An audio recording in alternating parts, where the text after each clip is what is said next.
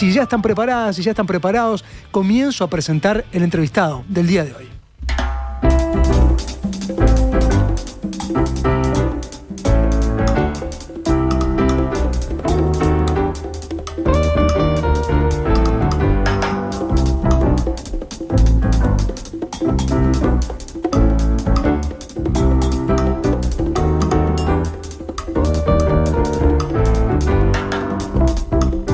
Hace 49 años que se sentó por primera vez enfrente a un piano y no se alejó jamás.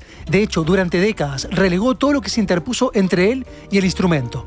Ha recorrido el mundo, tocado con los más célebres teatros de Estados Unidos, en los más célebres teatros de Estados Unidos, y obtenido 3 Grammys por su trabajo compositivo.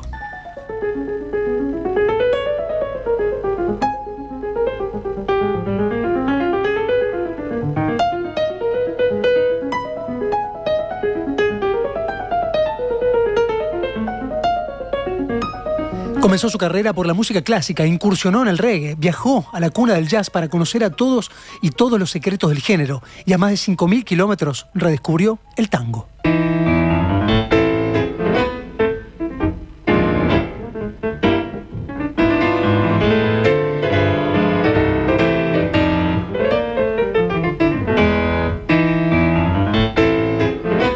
Desde entonces ha tocado con los más célebres del género y compartido estudio y escenario con algunas de las leyendas del jazz.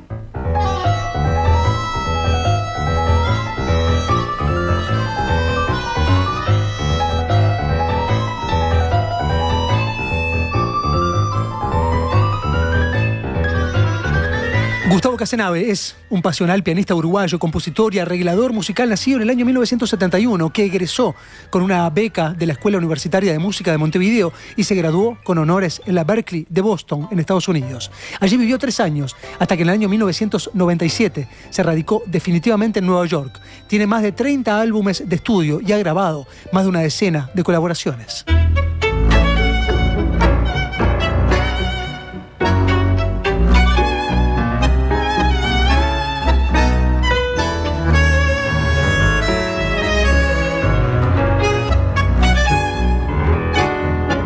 Desde hace años, en medio de giras y conciertos, comenzó a desarrollar una tesis doctoral que concluyó con todo un hallazgo, un método que identifica con precisión 479.100.600 combinaciones de las 12 notas del sistema temperado musical.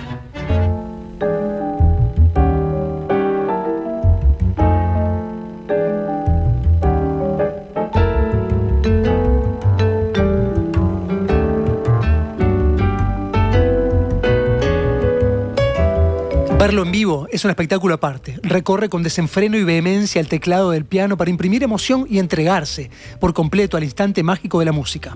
Hace un lustro, junto a su esposa, la artista plástica Vicky Barranguet, fueron declarados ciudadanos ilustres de Montevideo.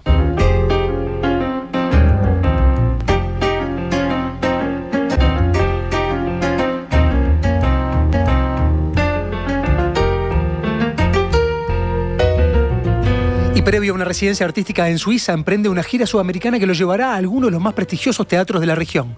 El 29 de agosto toca en el Teatro Colón de Buenos Aires, el 1 de septiembre en el Teatro Municipal de Las Condes, en Santiago de Chile, el 3 de septiembre en el Teatro Municipal de Río de Janeiro. Pero la primera parada será aquí en Montevideo, con un concierto este próximo viernes 21 de agosto en el Teatro Solís.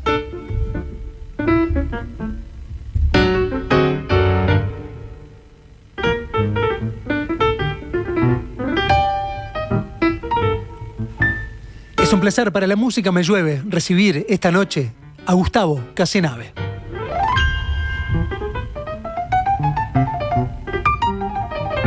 Muy bien, gracias por recibirme. Bueno, un placer. Me encantaría tener un piano de cola acá y haberte invitado a tocar. La próxima, vamos a ver si logramos. Está bravo para subirlo, lo que pasa. No, pero suben por la ventana. Va, acá. Por la ventana está dificilísimo. Está brava, ¿no? Está dificilísimo. Capaz que en diagonal así lo pueden meter. ¿Cómo va? Bueno, llegaste a Montevideo para emprender esta gira, ¿no? Esta recorrida sudamericana. Empezando el viernes, Teatro Solís se viene con todo. Y como bien estabas contando, después me voy para el Colón, para Las Condes y para Brasil, y después me voy para Europa cuando vuelvo. Impresionante. Hemos hablado ya en alguna oportunidad, no nos habíamos conocido personalmente. Quiero preguntarte, en toda esta carrera que has invertido muchísima dedicación. Yo lo señalaba un poco al principio, ¿no? Ese enamoramiento con el instrumento que hizo obviamente que renunciaras a un montón de actividades y tentaciones para quedarte frente al teclado y empezar a desarrollar estudio, ¿no? Y también un vínculo, porque va más allá de la técnica, ¿no? Requiere una relación con el instrumento, ¿no? Sí, creo que la primera vez que pasó eso era justamente a los 7 años. Mi mamá nos decía, bueno, 5 hijos, nos decía, bueno, pueden elegir una cosa paga aparte de la escuela, tenés que elegir, entonces tenés que elegir entre el club, si querés ir a la piscina o si querés tocar el piano. Y yo me moría por ir a la piscina, pero también me moría por tocar el piano. Y le dije, ¿sabes qué? Me voy a estudiar el piano. Y ahí veía a mi hermano en la piscina y decía, y bueno, mirá como nada. Sí, totalmente. Pero... ¿Y no tuviste competencia con el piano? ¿Nadie más quería piano? No, Gonzo, mi otro hermano, toca un poquito siempre, pero no, en general siempre quedé tocando yo. Mi papá se compró el piano para él. Pero claro, imagínate, los 5 hijos saltamos arriba del piano y después se fue depurando y al final quedé yo por los últimos 50 años, ¿no? Tu viejo, que además era un gran motivador, ¿no? O sea, tenía una relación con la música intuitiva, si se quiere, ¿no? Con gran capacidad de sacar un montón de canciones, pero además un motivador porque me acuerdo que él les ponía a grabar, ¿no? O te ponía a grabar. Sí, totalmente. Mi papá fue... Mi mamá era tipo, dale, hacé lo que quieras. Yo quería tocar música siempre y ella siempre incentivándome a tocar y no importa nada, vos seguí lo que querés hacer. Y mi papá me grababa, cuando tenía grupos nos llevaba toda la banda. Y es más, hablando de mi papá, este concierto va a ser, mi papá se fue hace 3 meses, pero no se fue, está en el aire y este concierto en el Solís es dedicado a él, justamente por todo lo que me dio. Y por él estoy también acá hoy hablando de una gira sudamericana, tocando piano solo, ¿no? Mira, no lo sabía y lo estamos honrando de alguna manera. Totalmente. Evocándolo. Sí. Sí, me acuerdo que me contaste que habían copado el living. Sí. ¿No? Ese living que estaba de alguna manera relegado para los momentos especiales. Sí, mi mamá tenía eso, viste que está el juego de living que nunca se come ahí porque es cuando vengan visitas. Sí. Bueno, estaba eso y mi mamá cedió eso, que era tipo, le dije, mamá, necesito poner 2 pianos, batería, y mi mamá sacó todo, lo metió adentro de otra habitación, le puso frazadas, todo, y quedó ahí el living secuestrado por años. Y ahí donde yo tenía mi gustavera, que así lo llamaban en mi familia, que yo había hecho en el piano que tenía, el piano vertical, había hecho como un rancho, viste, había puesto colchones así, unos parlantes de un lado, parlantes del otro. Para acustizar un poco ahí. Claro, y era todo unas cáscaras de huevo, era todo para mí, y micrófonos por todos lados, entonces grababa, tenía el piano, teclados y un sintetizador que me había dado Héctor Tosar, que era el único sintetizador, igual a aquellos que usaba Pink Floyd, ¿te acordás? En los 70s. Claro, sí. Bueno, Tosar tenía uno de esos, era el único en Uruguay, y después se compró los que tienen como la pachera, ese, que como si fuera una conexión telefónica de... Sí, es exactamente ese, que ahora hubo como en los últimos 10 años... ¿Y eso lo tenés todavía? No, después se lo devolví.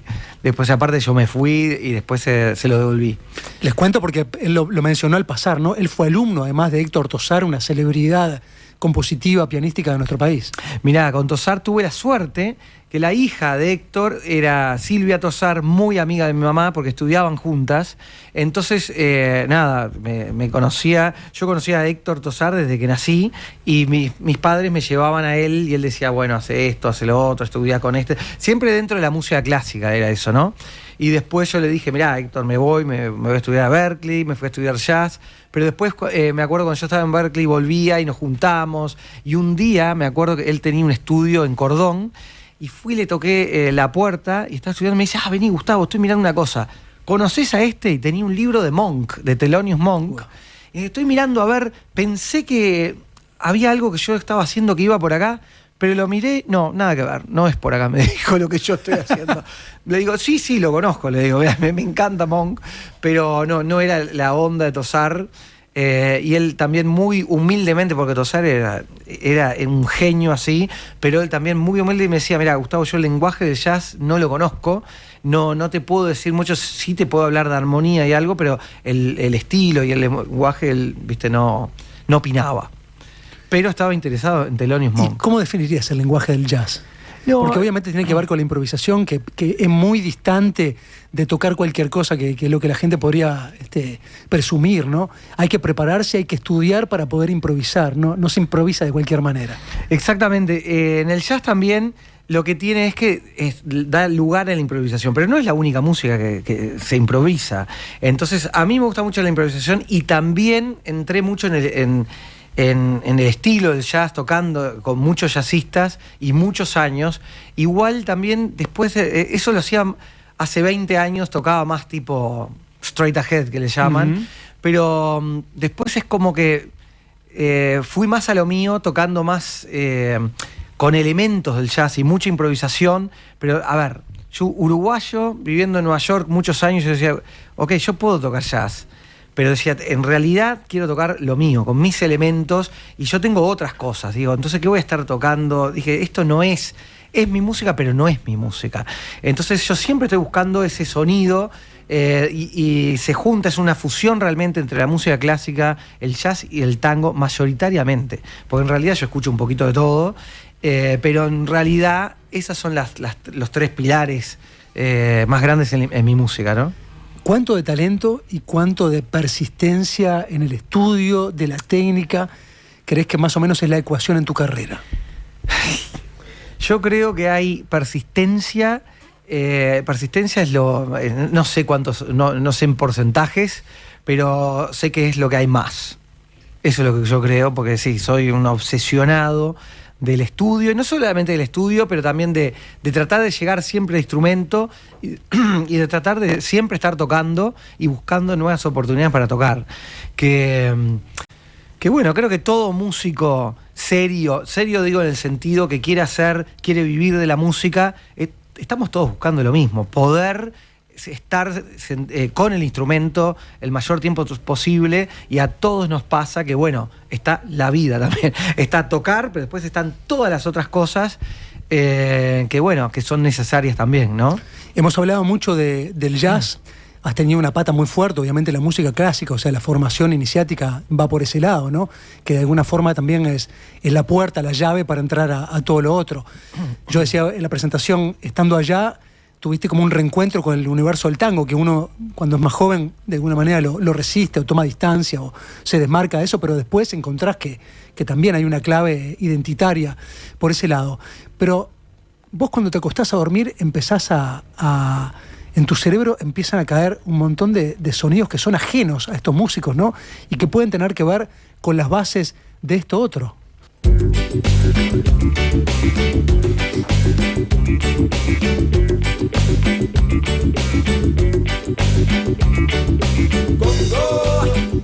Bongo, yeah.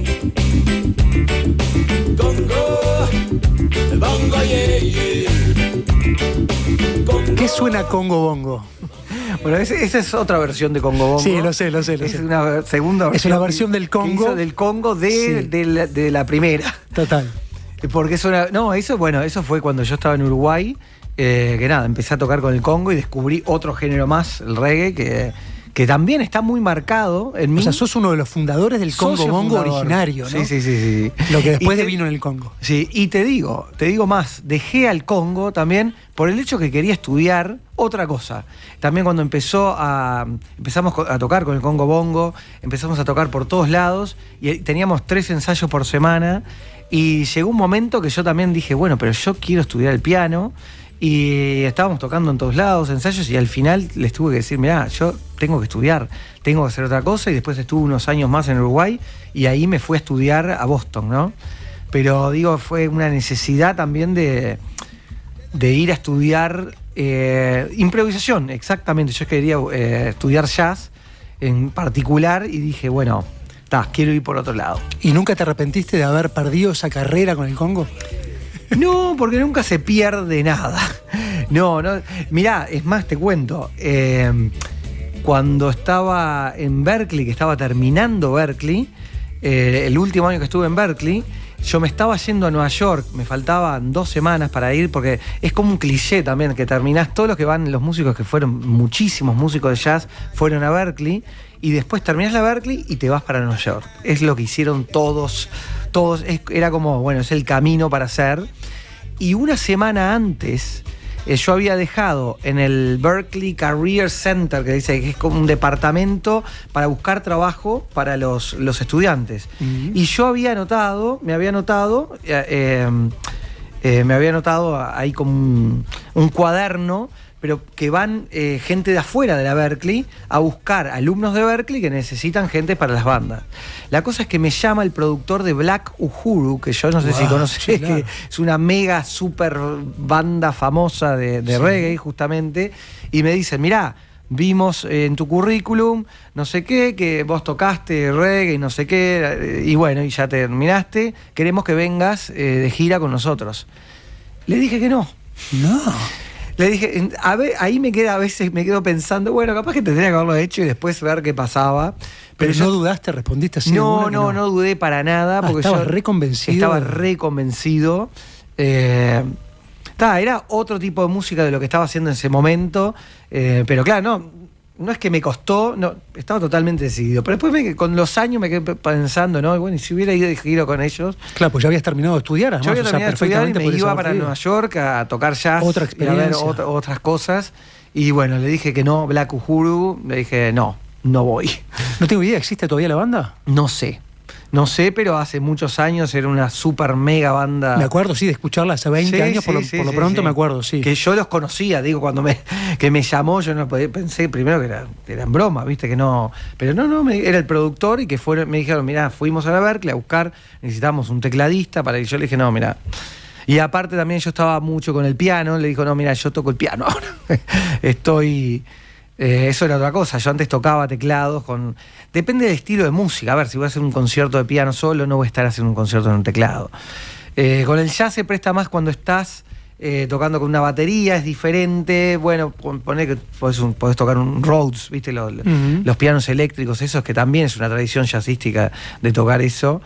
Pero bueno, le dije que no a Black Uhuru y me fui para otro lado. Tampoco no me arrepiento, pero solamente me quedé pensando, ¿no? Que, bueno, ¿qué hubiera sido si hubiera ido con ellos? En algún momento sé que llegaste a componer un montón de bases de reggae y que de hecho que se las hiciste llegar a Álvaro Albino, ¿no? Es verdad, al Apagón. Para que desarrollaran algo, no sé. ¿Sabés si pasó algo con esas canciones? Con esos proyectos. Que preguntar, porque no me acuerdo. No sé qué hicieron, porque fue un regalo que le hice, le dije, Moreno, querido, tomá, te regalo esto. Y no sé qué armaron, no tengo ni idea. ¿Encontraste el tango o reencontraste el tango? ¿Volviste a descubrir, si se quiere, el dramatismo que en algún momento habías explorado y quizá visualizado en obras de Chopin, de Beethoven, de Rachmaninoff, y que habías perdido en el jazz, ¿no? ¿Qué encontraste? Pero claro, ya sabes todo, no vale. Ya sabes todo. Sí, me pasó exactamente eso, que bueno, cuando me fui para Estados Unidos, ahí estaba muy metido con el jazz, pero al mismo momento estaba Raúl Jaurena, que se enteró que yo llegué, un uruguayo más que tocaba, y empecé a tocar con Raúl. Yo no había tocado, me llamó y me dijo, bueno, en una semana tenemos un concierto de Piazzolla en el Lincoln Center. ¿Podés tocar? Y yo no había tocado nunca la música de Piazzolla. Y bueno, viste que la música de Piazzolla está todo escrito. Es como. Y yo ya estaba muy. Antes tocaba música clásica, igual en la Berklee seguía tocando música clásica, pero estaba muy metido con el jazz. Y bueno, fue un desafío. Dije, bueno, esto me gusta. Entonces, me tuve que aprender todo el repertorio para el concierto. Y eso fue un empujón de viste, para empezar a meterme en el tango. Y claro, y encontré lo que decías, ese dramatismo, que lo llevé a mis propias composiciones, que en ese momento era mucho más jazzero, con batería, y lo empecé a hacer más tipo de cámara, y empecé a hacer mi música con grupos de jazz, pero más chicos y más llevados, también como más hacia la música clásica, y empezar a mezclar el tango, que es al final lo que estoy haciendo ahora, 30 años después, que hago justamente esa fusión que tiene un poquito de todo. Aunque haya una batería, también estamos tocando tango, música clásica y jazz, por llamarlo música clásica, porque tiene batería también, pero con muchos elementos clásicos, que es un poquito lo que van a ver el viernes, la gente cuando vaya, lo que van a escuchar. Es una mezcla realmente. O sea que si te proponen a alguien en Nueva York, Gustavo, mira, es un trío de jazz straight ahead, así, vamos a hacer toda una gira por Europa y ahí hacemos todos los estados norteamericanos, ¿te prendés? Yo creo que depende, todo depende. No hay tanta plata. No, bueno, todo depende. Pero depende también, depende con qué músicos sean también. Y ¿qué pasa? Yo en los últimos años siempre fui solista con mi propio grupo y traté de hacer más lo mío. Entonces, en vez de hacer eso, empecé a traer a mi trío grandes jazzistas como Patti Tucci, Eddie Gómez, Christian McBride, muchos bajistas. Siempre estoy con bajistas. Es más, ahora me voy a ¿cómo se llama? A Suiza con Mark Egan, que era el bajista de Pat Metheny y que también estaba con Gil Evans, y con Sting, el bajista de Sting también, tiene Grammys.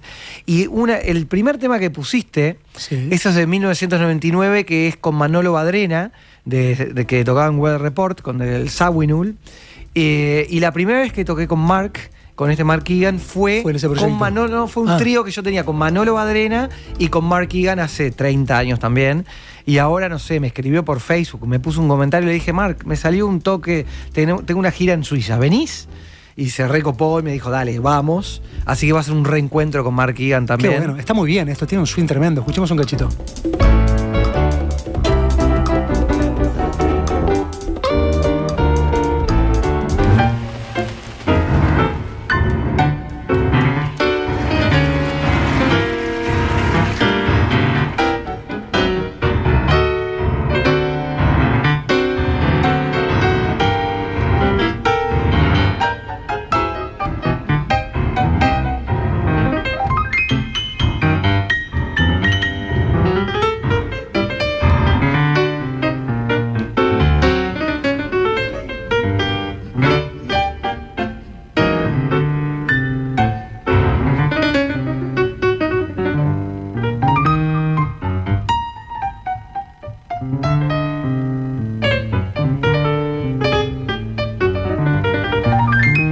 Me gustaba venir con esta versión de La Comparsita porque de alguna manera está todo expuesto ahí. Eso que hablábamos del dramatismo en un clásico tan grande para el oído de quienes vivimos en Uruguay, ¿no? Y habitamos este espacio, está muy claro, ¿no? Está impregnado en este abordaje que haces de La Comparsita. Durante mucho tiempo fuiste pianista, fuiste director musical de shows de tango que desfilaron por Broadway, desde Forever Tango, Tango Fire, Tango Lovers, Avant Tango, pero decidiste cortar todo eso. Me imagino que era un trabajo muy rentable, además, de apasionante, ¿no? De estar vinculado al género. ¿Por qué te bajaste de todo eso?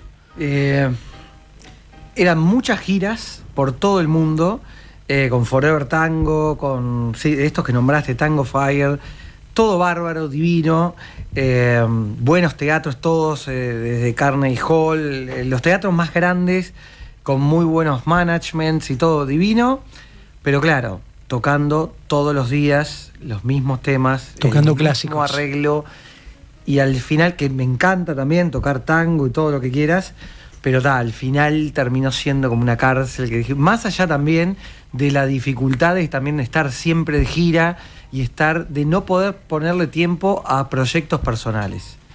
Eso fue lo que a mí me llevó, que al final dije, bueno, o sigo para acá y voy a terminar haciendo siempre lo mismo.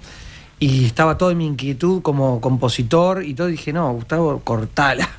Y creo que es como que en el 2015 es más, el último show, uno de estos shows grandes que hice, fue dirigiendo Tango Lovers en el Sodre, en la sala grande del Sodre, sí, claro, que hicimos, que estaba repleto, y dije, hasta acá llegué. 2015, después seguí haciendo algunas cosas, pero después dije, bueno, voy a hacer una cosa, voy a hacer mis tangos y voy a mandar los Grammys, me voy a sacar un Grammy con eso y después voy a cumplir. Y efectivamente, hice eso, y me acuerdo que esto era con una productora de Londres, y les dije, mirá, vamos a hacer un CD de tango y yo con eso me voy a sacar un Grammy. Los tipos me miraban con una cara, les dije, vas a hacer, y efectivamente salió el Grammy 2020, que estaba la pandemia, y ahí fue donde realmente corté y no toqué más en los shows. Cortaste con el laburo de alguna manera, ¿no? Como se le dice en la jerga. Con el único que seguí tocando un poco más a veces, pero muy Esporádicamente fue con Héctor del Curto, porque es uno de mis mejores amigos, que era bandoneonista de la orquesta de Pugliese. Claro. Y toca también con Pablo Ziegler, tocó hasta con Piazzolla. Tocaron en ese concierto que tocó en Ámsterdam en el 89, Wow. que tocó la orquesta de Pugliese junto con la orquesta de Piazzolla. Él tenía 17 años y bueno, estaba ahí, es un concierto histórico.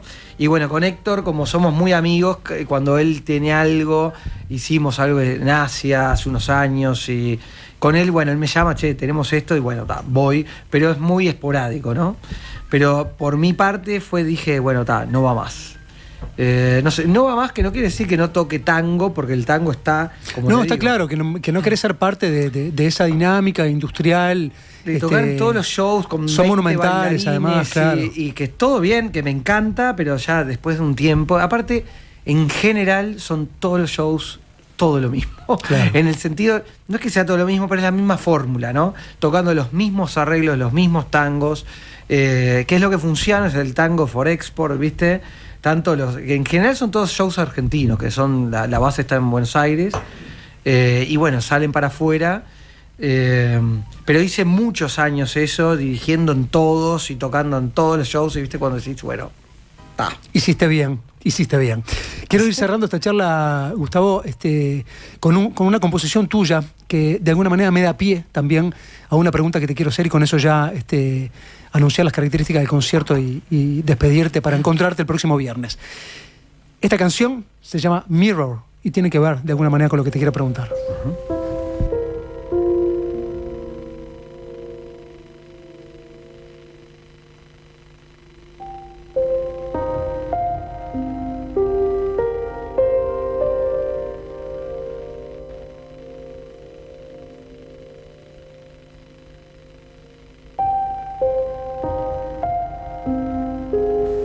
Sé que una de las consignas que tenés antes de tocar, antes de salir al escenario, es pararte delante de un espejo, mirarte un rato, y te quiero preguntar ¿para qué?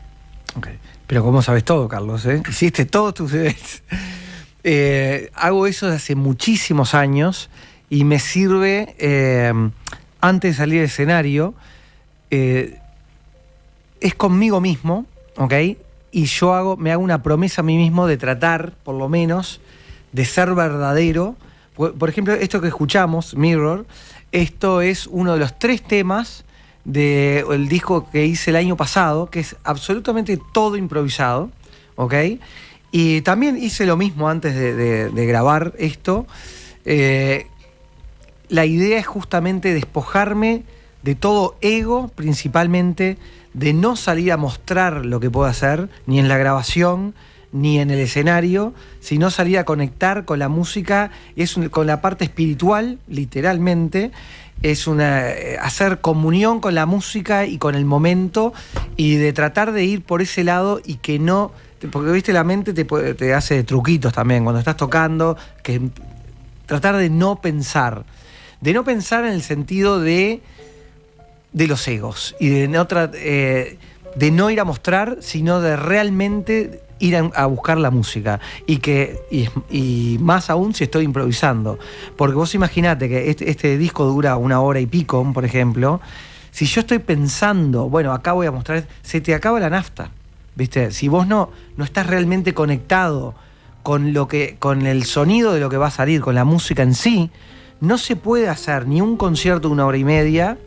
Se puede, sí, pero no va a estar bueno, no está bien, por lo menos para mí. Esta obra que estamos escuchando, que es una pieza íntegra de ese disco que vos estás mencionando, dura casi 25 minutos. Y esto es una toma. Sí. ¿No? Acá no hay parches, acá no hay overdubs. Y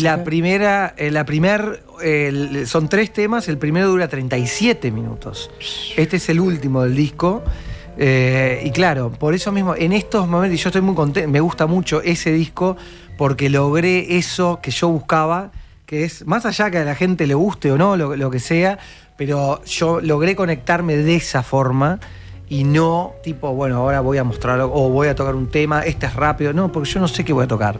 Viste que empezó muy, muy lento y bueno, seguí así y todo el leitmotiv de ese tema es un espejo, justamente, y tiene que ver con lo que me preguntaste también, que es la idea de que sea un espejo y entregarme al espejo.